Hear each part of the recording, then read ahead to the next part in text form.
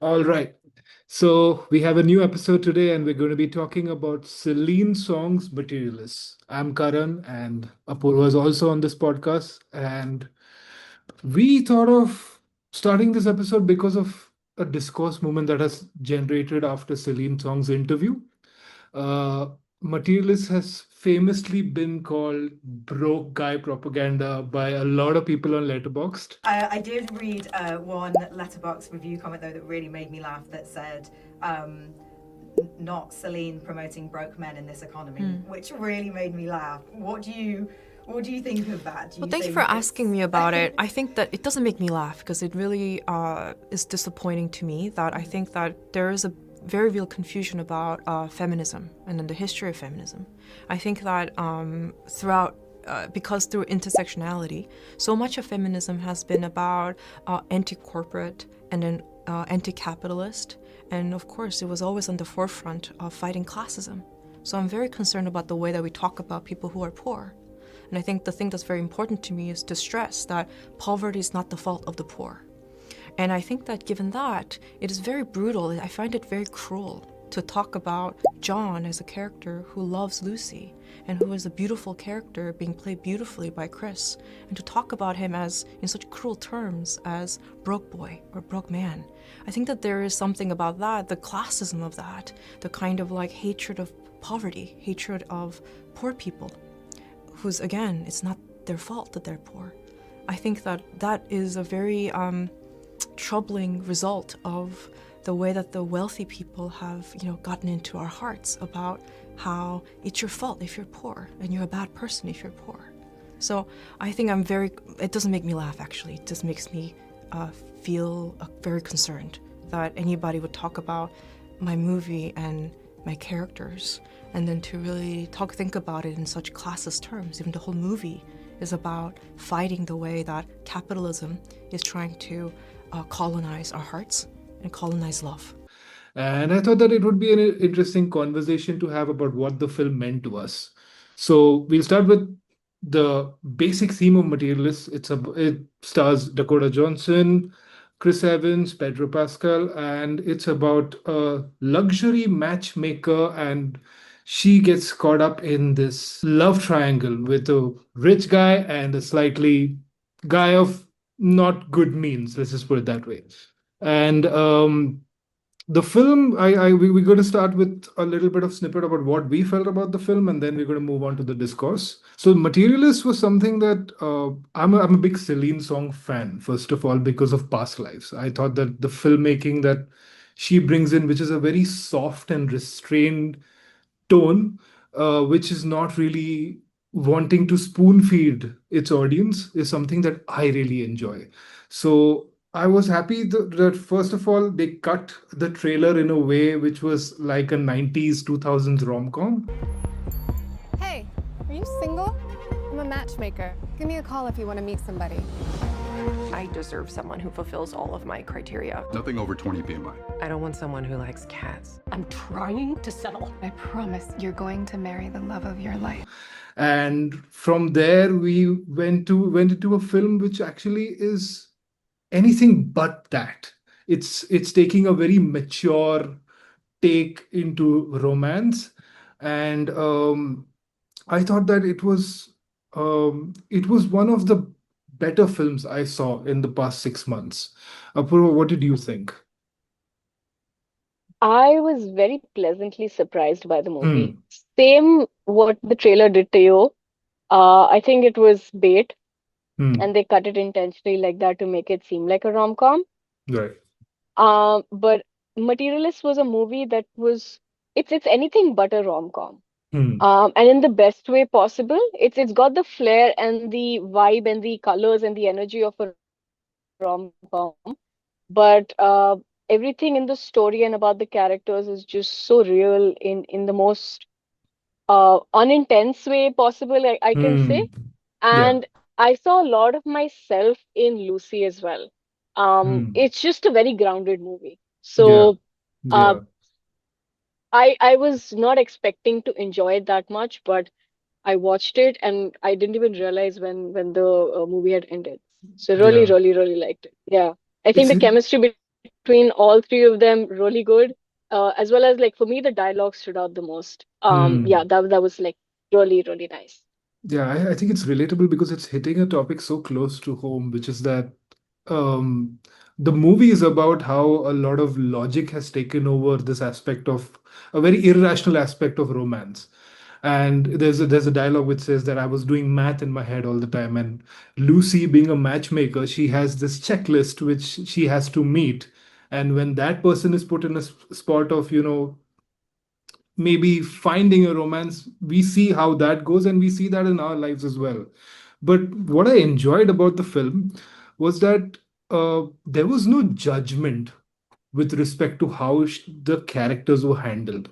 There was no emotional manipulation or nudging towards, okay, this might be the right thing in the movie, or the other side might be right. It's just showing you. Like for example, when the movie opens, Lucy goes into her office, and everyone around her is celebrating the fact that she's got, like, I think she's married of 9 clients.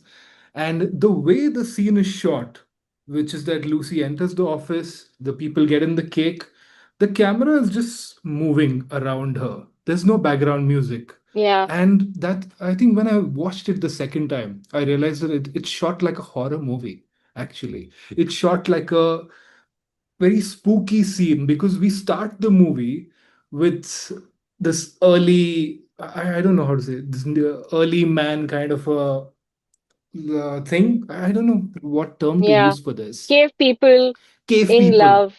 Cave people Yeah. in love. It's So I you, think Celine Song's first depiction, her depiction of what love early on in yeah. humankind really looked like. Yeah. So Yeah. from there, you get to this office space where people are just celebrating 9 matches that happened, right? So suddenly it gave me this reaction that, oh, this is maybe shot like a horror film. And throughout the movie, even scenes where the dialogues are probably romantic, there's no nudge towards music Yeah. of a particular kind, or having a close up of a particular kind which tells us that, okay, you need to look here. They're just showing you. And that's something I really Yeah. enjoyed about the film. Like, um there was this scene between Dakota Johnson's character and Pedro Pascal's character, and they're sitting at a restaurant. And Dakota Johnson's character says that you don't want to date someone like me. The whole scene is just like a slow zoom in. We don't get to see what the characters are thinking, we just get to hear them. And there are choices like these which made Materialist really special for me, because it's also coming from a mind which believes that an audience is intelligent enough to gauge these things and to make a decision with respect to this. And I think that when, as we go forward with the discourse that we were talking about, uh, it shows that Celine Song is also a very intelligent mind which is willing to take chances with respect to how her characters perform, and how the tone of the scene is supposed to be set. Like, I heard this thing that a lot of people felt that Dakota Johnson's performance was a little flat. Like, and then I saw the initial scene, which is when she's telling a bride to be, she's convincing a bride to be that you need to go out and get married. And she has a very calm demeanor. There's not a lot of tension in the scene. The tension is only with that character which is wanting to get married. But the way she approaches it, it's almost a mechanical part of her job. And that choice of Mm, performance was something that really touched me in a different way when I watched it for the second time. got it. Yeah. I think what people are calling flat, and honestly, I don't understand critics sometimes. They call something Hmm. flat, they call something elevated, great, whatever. Hmm. Hmm. At this point, don't really care for critics, but that's a conversation for another time. I think what Dakota was depicting and how Celine directed her was a Hmm. very good example of like feminine stoicism, and the Hmm. level of objectivity that Dakota Johnson sort of comes in with, her character Lucy comes in with, Lucy. is spot on. Like it's so accurate for every woman is thinking about this. Every woman is thinking about her economic prospects, about her financial stability, and a Mm. partner tying into all of that is a very important life decision, right? So for her to come, and at no point did I personally feel that she was a gold digger, because she has been the most transparent and candid about what she wants from the get-go. It's Mm. actually one of the reasons why you see that Harry, or someone like Harry, actually respects and starts to like. It's Yeah. because, like, okay, she's a go-getter. She knows what she wants and she's gonna go get it, especially when it comes to a marriage or a lifelong partnership. And I'm looking for exactly that trait. And that's something that they also speak about in the dinner conversation. Yeah. Why she's like, why do you want me? Why do you like me? It's like, because I'm looking for the intangible assets. I'm not looking for your money. I'm not looking for this and that or your height or whatever. I'm looking Yeah. for that trait that you have, the hustle nature that you have, and we'll pair very well together. We'll complement each other very well together. And honestly, that was a very mature response. Like you'd Yeah. rarely find a guy actually commending a woman uh for being this objective in their life. It's usually a man respecting another man for it. But this was Yeah. a very, very refreshing take, which is why the entire conversation around broke boy propaganda Mm. sort of caught my eye, and that's also one of the reasons why both Karan and I wanted to have this discussion. Is this movie and the topic that it deals with is very Mm. real, and it's applying to all of our lives. Whether we get married or not, we will be in relationships in our lives. And to not think about financial aspects when it comes to a relationship like love, um it's foolish in my opinion, right? So in a lot of ways, I understand where a lot of people came from, where they were a little taken aback by, spoiler alert, Lucy going for her ex-boyfriend in the end and choosing John, which is played by Chris Evans, towards Mm. the end. Mm. Uh, I think a lot of people were drawing from their own experiences when they were talking about it. And this was Mm. just not across letterbox, it was like Twitter, all across social media. Right. They were like, there were times where love has gone out the window only because there was no money. That, like, we were both broke, there was no money, the relationship could not have survived, and it just Yeah. became so bitter and ugly towards the end. Yeah. So yeah, like I understand where people are coming from, but I do have a couple of other thoughts. Like, Karan, what do you think about this movie? Was it a broke boy propaganda? Was it an unintentional broke boy propaganda? Is actually my question. Um, I don't think there was a propaganda of any sort when I first watched it. So that's why I was a little surprised when I opened up Letterboxd and I saw a bunch of these reviews. Because there's this line that Lucy says to John, which is that I hate the fact that you're broke, right? I think that really struck a chord with a lot of people with respect to it being broke guy propaganda.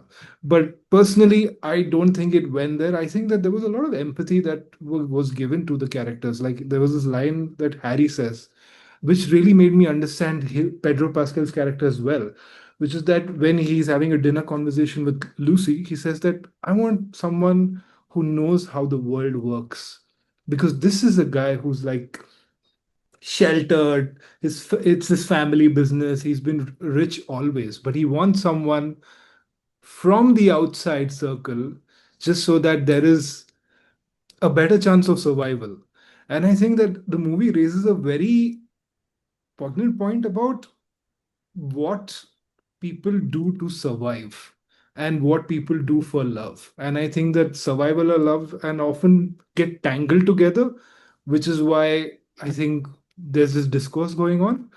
But personally, I also realized that calling someone broke or you know calling someone out for whatever status they are at, I think can be a harmful discourse to make, which is what I realized after the interview.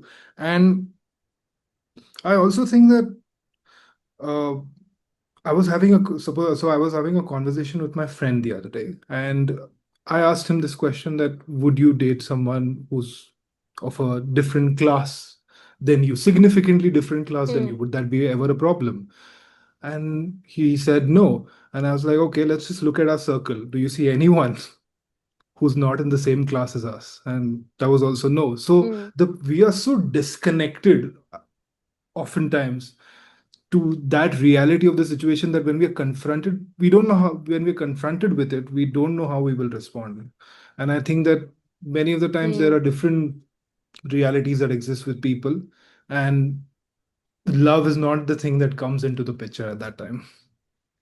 It's more of like That's absolutely, like, that's how far very can I true. run away to survive, and how do I get out of this situation. Whereas the broader concept of love is something that grows over time. And ultimately, it's all about context as well, right? If you've seen the movie, you'll know that it's not selling you a certain idea, because Hmm. I completely understand where this in popular culture, in a lot of movies, and just you know culture in general, has been a trope where the girl will eventually go for love. She'll choose love, right? But it always comes at an expense, pun intended. It Hmm. comes at an expense of settling for a guy where, because he's not financially well off, Hmm. or because he's struggling, is Hmm. almost positioned as morally superior. And so the girl Yeah. is going for that idea and that ideal, Hmm. but ultimately she's settling, right? Hmm. She's settling in life. And reality is not like that, which I think Celine's song very nicely, very warmly tried to address in the movie. So the context in the movie is very different. You know that it didn't work out the first time with John and Lucy because of money. You know, there was Yeah. love on the table, but there was no money. Hmm. With Harry, there's everything else on the table but love. And that's why their breakup was so amicable, you know. Yeah. They both were so mature enough to understand that, you have all the material things in your life, but love has to be on the table. And The West like Bengal. I've actually not come across a female character with this much clarity as Lucy in a very, very long time. Celine Yeah. Song did a fabulous job of writing her, and I think a lot of that came from the fact that she herself was a matchmaker in another life before Yeah. making movies. Yeah. So I think it was almost semi-autobiographical in some sense. Um, it didn't sit well with me initially when she chose Harry. It's like, girl, what are you Hmm. doing? Sorry, John. Hmm. I was like, John. what are you doing? Yeah, what's going on? Um, but when John says the things that he does, he's Hmm. like, I'll be your constant. He didn't make an effort the first time around. Hmm. And I think the contrast that they're trying to show you, what Celine Song is trying to show us, is that they were young when they were Hmm. broke. Hmm. He did not put in an effort. It was as simple as in the scene where they were trying to look for a parking spot and the man wouldn't agree to pay $20 just so that they could have a nice meal on their anniversary. Like he wouldn't budge. He wouldn't make that Hmm. compromise, and all the compromises were coming from her. She put her foot down. She's like, I don't want to do this anymore. Cut to 10 years where this guy has actually kind of evolved and grown emotionally, at least in some sense, to realize that no, I need to do a lot more if I need to keep love in my life. Yeah. And I think any emotional relationship, or any other relationship for that matter, is transactional. Hmm. So there has to be a give and take, Hmm. which I think has been the current, like the concurrent theme of this movie, Initially, it starts with more of like financial, objective, superficial transactions, and then towards the end, when they're having that discussion Hmm. where John is trying to make his case, it's still, it's like two people next in front of each other. It's still like a business deal sort of a conversation. Like, this is what Hmm. I'll bring to the table. Are you in? It's still that, like, two stakeholders coming together, two parties like coming together. So I think, yeah, there's no way that this movie was broke by propaganda. But although what Celine Song did address in one of the interviews, because this question was asked to her by a couple of journalists, where she talks about whether she thought that this was broke boy Hmm. propaganda, and she had a very staunch response to it, saying that, I find this very, very concerning. And she brought up the point of feminism as well, because in a lot of cases where you do go for um the other guy, the guy for love, it's usually all of this is like wrapped into this weird package of patriarchy, where girls are Hmm. ultimately like meant to do things that they aren't supposed to do, so like they don't have Right. any agency. But then Celine Song did bring up a couple of points of like how this is actually more feminist in some way. Hmm. I didn't fully agree with what she was trying to say, in the sense that she made a point about how it's not the fault of the poor that they're poor, it's more of a systemic failure, etc., etc. Will be and I don't know. I think she didn't understand where some of the people were coming from and why they were saying what they were saying. Hmm. Um, versus the context that the movie has, and then where the movie is coming from. Hmm. I think in her response as well, while it was quite, it was a, I mean, very well, it was a good POV from her, but I think there Hmm. was a little lack of empathy. After the interview, I did realize that, and also in the movie, which is that ultimately you're dealing with people, and there can be no list, number, metric that can really match everything. Like, for example, in the movie, whenever Lucy has a sort of an emotional crisis, even though she's seeing Harry at that time, she calls John. And that is a very small detail that is seeped into the movie, which is when we realize that we are dealing with emotional people who are highly irrational. And we are correlating that to a process that is extremely logical. And both somewhere are not meeting. And the process of really like pulling metrics in to judge people is also dehumanizing them to a very large extent. Hmm. You're not really able to, if you're on a dating website, for example, you're giving a very objective view about yourself. You're essentially selling. Hmm. There's no other way to put it any other way, right? And at what point will we decide that did we decide that selling is good for this transaction, even if it is a transaction? Because I this is mean, yeah, just a this is process of what, money getting into this process, right? yeah.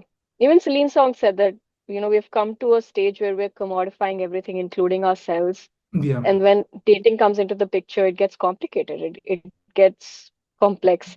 I don't think people are even ready to have open, honest conversations about a lot of these aspects. So they'll be thinking these things, right? And you can be, I mean, as emotional as Lucy, and Yeah. there are irrational moments. It's still not bad to have a checklist, because she does. Hmm. The final conversation that John and Lucy have, where again John is trying to make his case, he's listing down a few things like, I'll do this, I'll do that, I'll take care of this, I'll fix this. Hmm. It's still a list. It's still Right. certain pointed aspects that Hmm. need to be worked upon in a relationship. So I feel Hmm. like that's always there. Right. But I also feel that many people are not open to talking about it for whatever reason. Hmm. Because maybe So it would make them look they say shallow. that, oh, it exactly, people are very afraid of being perceived a certain way. Yeah. Which was refreshing to see in this movie, because no one is afraid to be perceived in a certain way. Like again, I say, everyone was just having such honest conversations with each other, right? And Yeah. I think it also happens when you grow a little older. It's more of a factor of being in your 20s, where you have to like share a few things, decide to not share a few Hmm. things. When you like sort of get older, you're like, okay, enough with the bullshit. Like I need to be straight, you know? and that's a good thing to do. Yeah, Which this movie showed very gracefully. yeah, yeah. Also the movie showed what I think is the fact that how media culture has influenced with respect to how we perceive people. Like if I'm on a dating app today, I know that a particular aesthetic right now is the top dog, and a person who employs that aesthetic will be liked more, will be more revered in that space. Whereas More relevant. more relevant, yeah. And everyone will try to be that person because that's what media has been selling us. So it's just like this cross transactions that have been happening where we also get influenced. Because in the movie, when Lucy's talking to a client, they will say, this height, not fat, from the race, or sometimes even in Bombay, people will say, okay, from I will not date from this area also.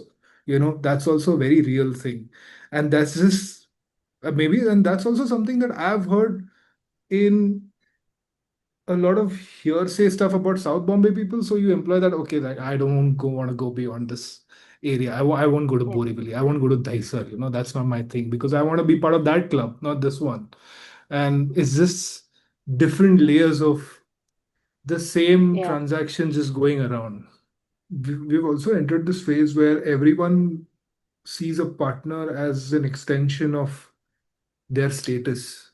You know that I want to be yeah, associated with this kind of partner because that will get me brownie points in this area of status, and it's all just uh, like for why is it that many classes don't really interact with each other, even especially in this country? It's not a reality. We're completely blind towards um, say people who helps at home or like admin.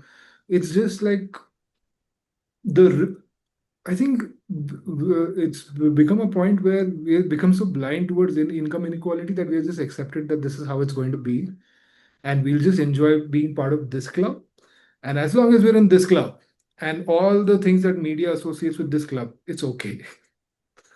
As long as things get a little south, I yeah, that's when things are trouble. That's when it's broke guy propaganda. All of these transactions come into play. Because if I meet people, for example, now at a party, I know they're of the same status, so I don't need to make that calculation. So it's done for me. And it's like mm, that brain work has just been eliminated because they're like, okay, now I can focus on the other things. I sort of disagree because when it's because we know the reality, we haven't lived in it, of course, but from whatever we know of the reality, we wouldn't perhaps go for someone from a certain strata because that puts our future in jeopardy. Why are we fearful of our future being put into jeopardy or our prospects being put into jeopardy if we go for a certain person as a partner?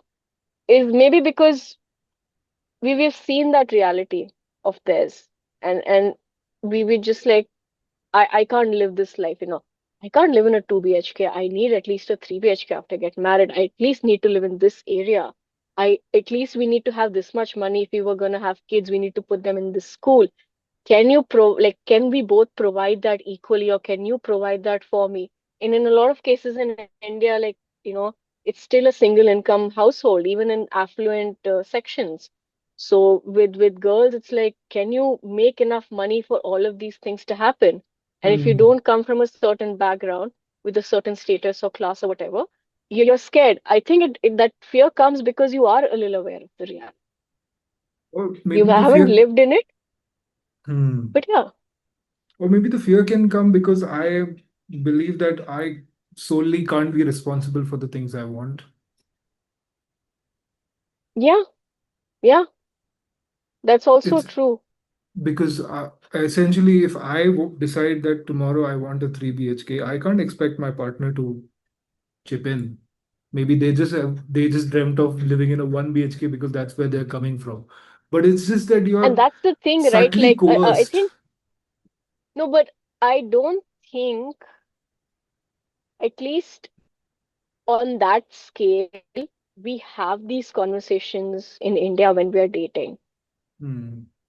In arranged marriages, sure, I think Yeah. in some ways it's still more transparent. When we find someone and we're dating, we find this over the course of you know dating Hmm. someone. It's never like a very cut to cut conversation, like straightforward. Okay, I want this in life. I know that I want love and care and emotional safety and Hmm. बकचोदी भी Hmm. करेंगे सब कुछ करेंगे, but I Hmm. also want like these aspects. I want financial security. I want to live in a certain city. I want our kids to go to a certain school, grow up in a certain place.